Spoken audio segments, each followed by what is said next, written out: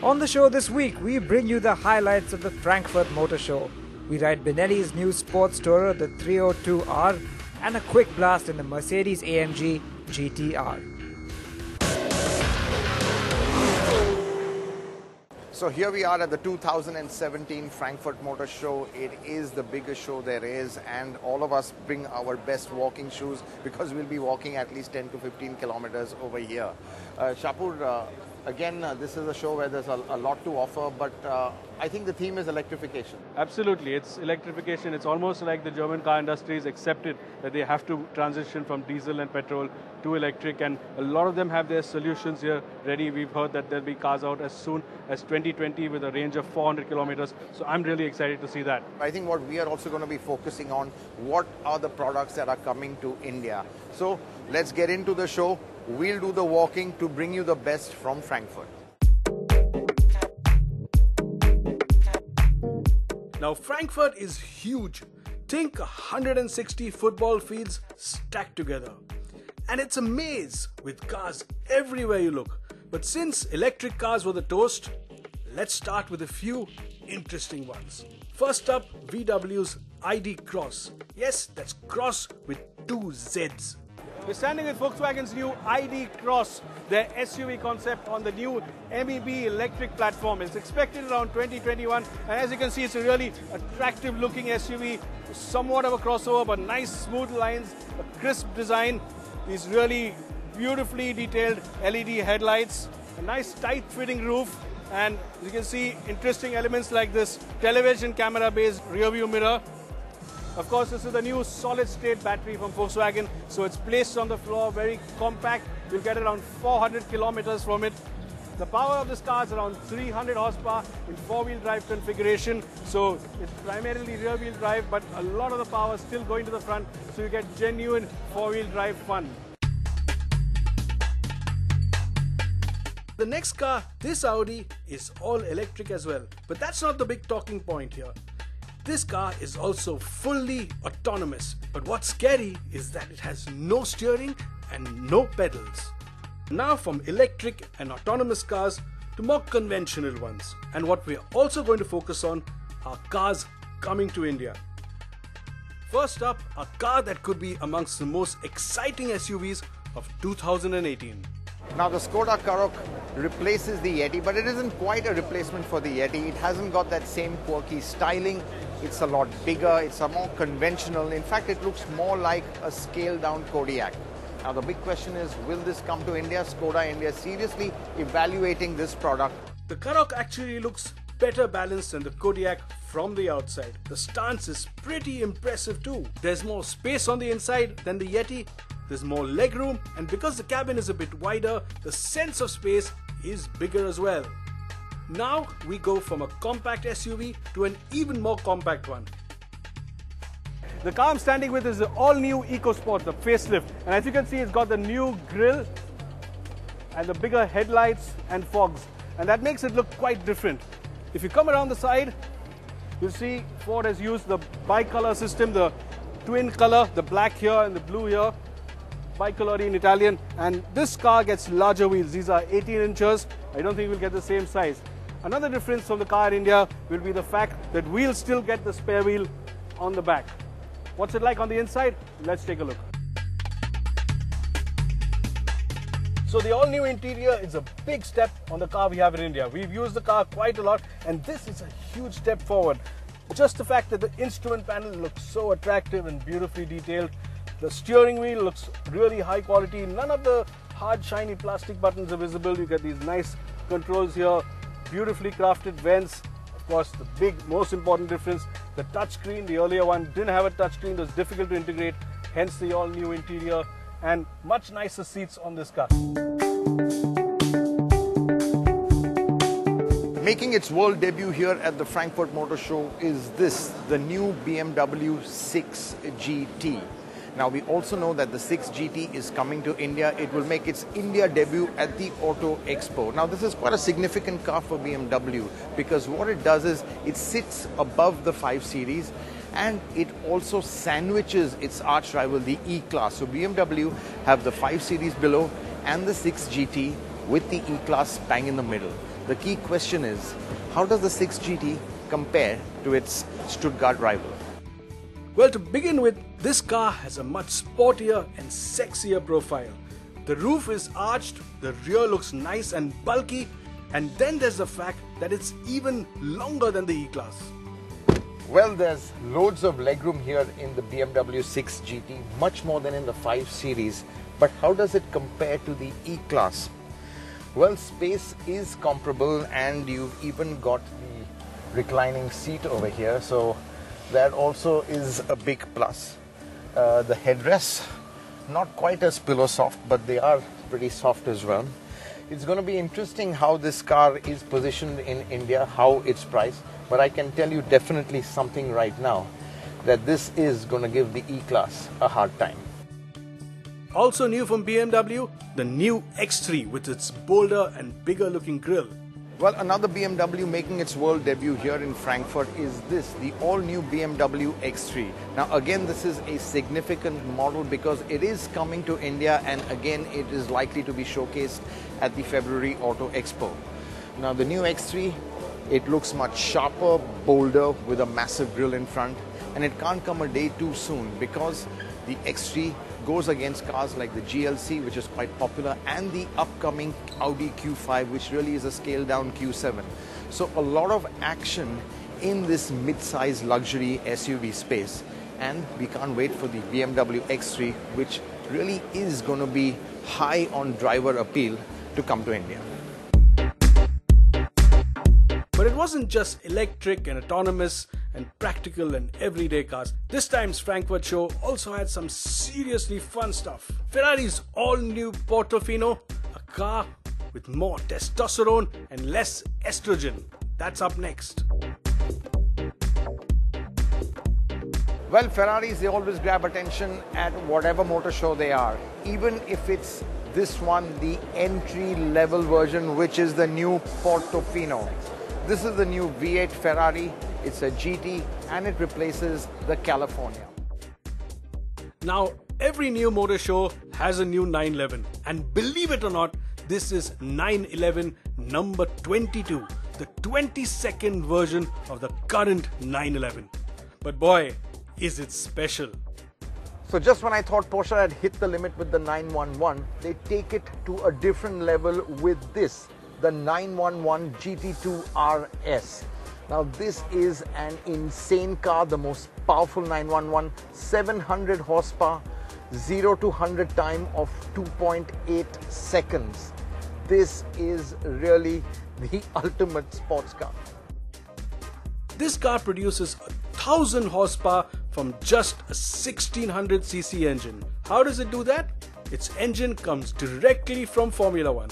This is AMG's Project One, their first serious hypercar. Now they've done supercars before, they've done the SLS, they've done the GT, but this is at another level. It's the same turbocharged V6 electric motor unit that you have in the current Formula One cars. It's got the split turbo with the impeller on one side and the drive on the other side, and it's got so many features from F1, it practically is driven by F1 technology.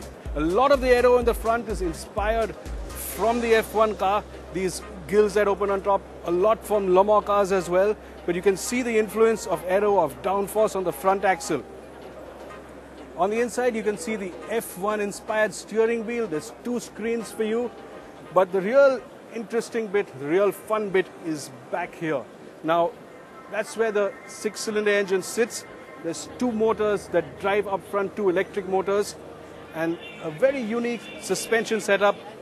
As you can see through here, these are 2 push rod suspension units. There's 2 struts. Just one of them controls the up and down movement of the wheels, and the second one is it's dedicated just for anti-roll.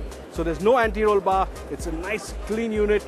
Mercedes are hoping to crack the Nürburgring lap record. They're going after Porsche, and that's going to be the news for next month. And last, but in no way the least, is a car named after a not-so-famous racing driver of the 50s, Louis Chiron. This car is all about statistics. This car is all about big numbers. This car has been made for the Guinness Book. And the big talking point here today at the Frankfurt Motor Show is a 0 to 400 and back to 0 time of just 42 seconds, which is absolutely insane. And there's only one car that can do it, and it's this, the Bugatti Chiron. 1500 horsepower, 1600 Newton meters of torque, only 500 being made, of which 300 are already sold out. At what price? 2.5 million euros. Now in Indian money, that's around 18 crores. That's without duty. And when you pay the government of India about 180%, I can't even calculate what it will cost. Probably more than 40 crores. But this car is special. It's all about records. This is the Sachin Tendulkar of the supercar world, the Bugatti Chiron. And that's the wrap on a somewhat unique Frankfurt Motor Show where the electric car really came into its own. Who knows, tomorrow's world may be with us before we know it.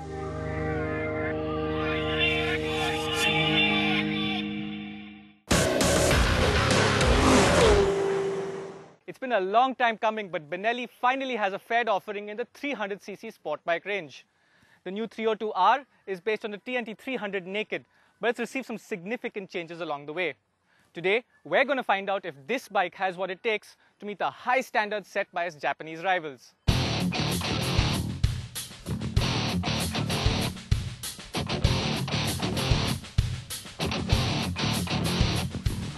Eye-catching looks are a very important requirement for a fully fed sports bike in India, and the Benelli 302R scores well in this department. Thanks to its big bike size, the 302R easily stands out in a crowd, especially when compared to its immediate rivals, the Kawasaki Ninja 300 and the Yamaha R3. The latter isn't currently available, but it is set to launch soon in BS4 spec. Adding interest to the Benelli's design are some neat details like the lion motif along the sides, funky exhaust end can, and some smart plastic inserts at the tail section. The 302R's dials are fairly simple, but offer all the information you need except for fuel efficiency data. Paint quality is good, fit and finish levels are acceptable, and frankly, the bike feels higher quality than some of Benelli's earlier products. However, we were quite surprised by the lack of a hinged fuel filler cap. Overall, despite the slightly disproportionately large front end, this is a very striking looking machine and it catches a lot of attention on the road. And we really like Benelli's classic silver and green paint scheme. The 302R runs the same liquid-cooled 300cc parallel twin motor from its sibling, the TNT 300. This high-revving engine produces 38.8 horsepower and 26.5 Nm of torque. These are almost identical numbers to the Kawasaki Ninja 300 and promise strong performance.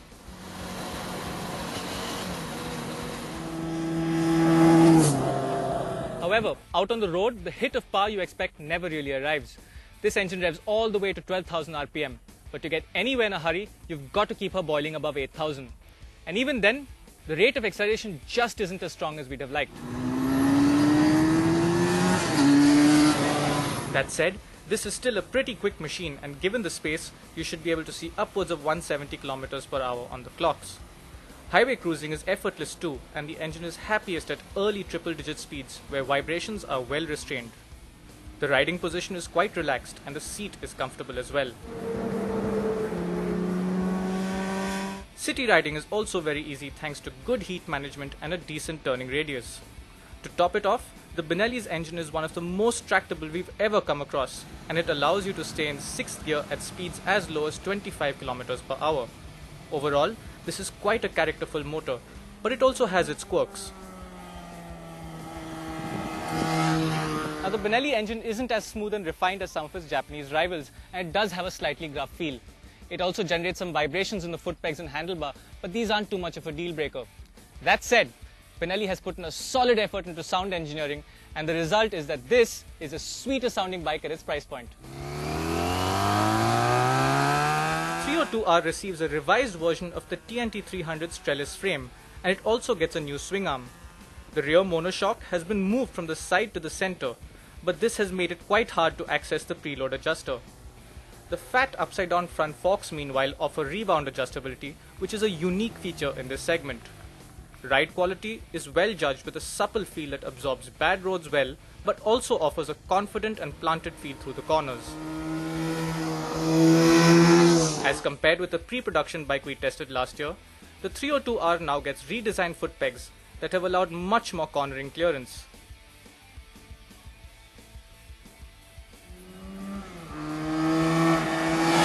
Rider confidence gets a further boost from the Metzeler M5 Sport Tech tyres, which offer superb performance both in wet and dry conditions.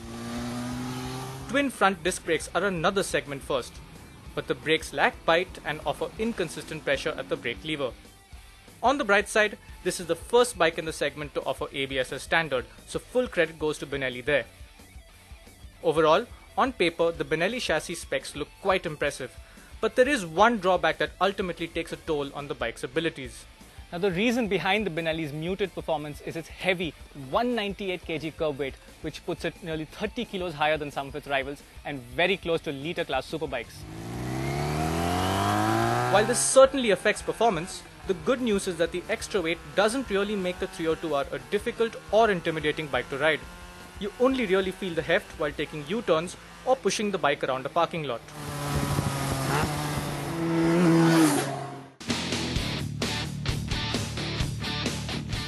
All things considered, the 302R offers quite a different experience to its rivals, one that focuses on looks and feel rather than outright ability. Unlike most Benellis that significantly undercut their rivals, the 302R costs just Rs 12,000 less than the Kawasaki Ninja 300, and that isn't a very big difference at this price point. Benelli have positioned the 302R as a sport tourer instead of an outright sport bike. Now that's a very clever decision because it perfectly matches the character of the motorcycle. If you're looking for a big bike sound and feel, along with a comfortable and easy riding experience, this bike should be on your wish list. However, if you're just after outright thrill and speed, I'd suggest you look elsewhere.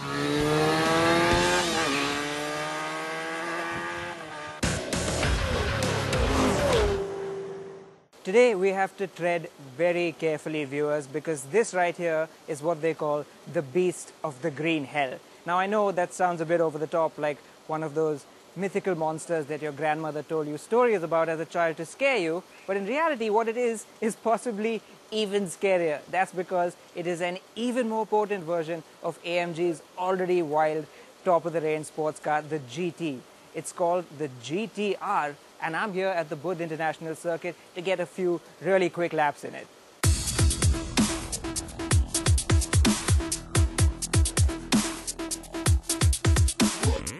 And while I'm mentally preparing myself for the GTR, let me quickly tell you what separates it from the lesser GTS.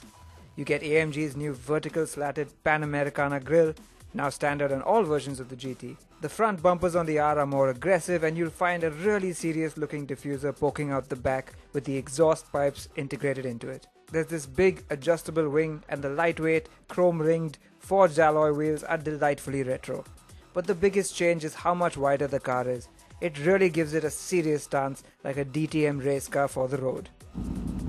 Now the cabin of the AMG GTR is very similar to that of the AMG GTS that we saw a few years ago. Sure, there's a bit more Alcantara like here on the steering wheel, but apart from that, it is the same very focused yet very luxurious place it always used to be. There's this great center console that stretches all the way back here with the control knobs shaped like the 8 cylinders of the V8 engine. There is still the very annoyingly placed gear selector, which is way back here, so you really have to stretch around. But apart from that, it really gets you into the mood of driving and driving fast.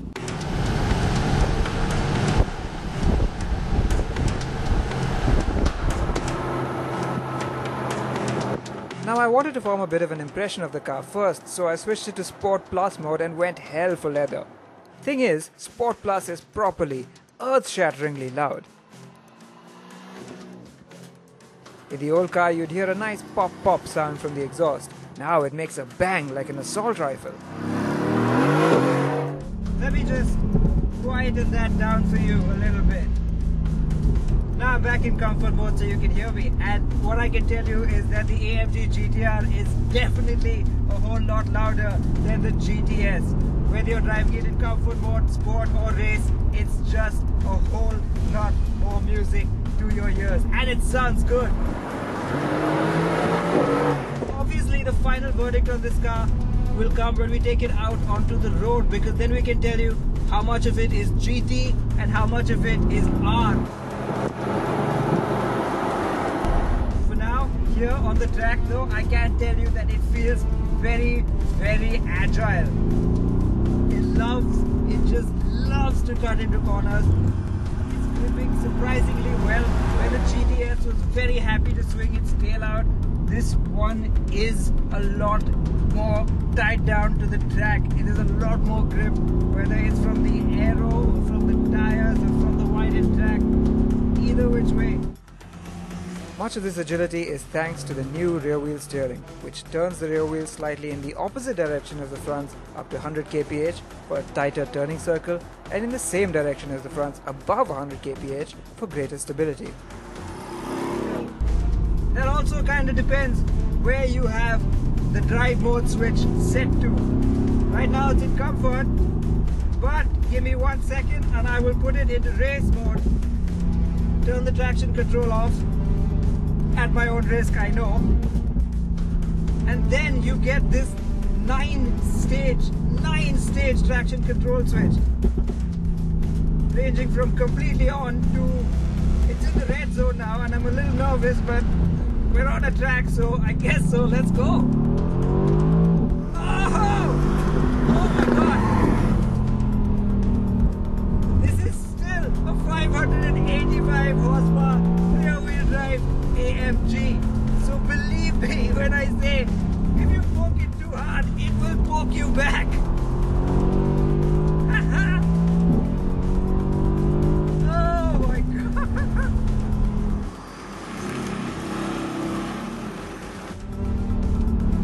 Should I risk putting the traction control a little further off? Come on, I'm on the big white knee at the end. Oh, it's stepping out a little bit. At AMG. Sweaty, exhausted, slightly deaf, but with a big grin on my face, it's time to head back into the pit lane. And while the AMG GTR certainly stole the show, also on hand was the AMG GT Roadster, and we got a similarly brief 3 laps on the circuit with it. So Mercedes also took the opportunity to launch this, the AMG GT convertible. Now you'll notice there's no suffix at the end of that. It's not a GTS, it's not a GTC, it's not a GTR for sure. It's just the GT. And that means it comes in a 476 horsepower state of tune, which is the lowest you can get in the AMG GT range.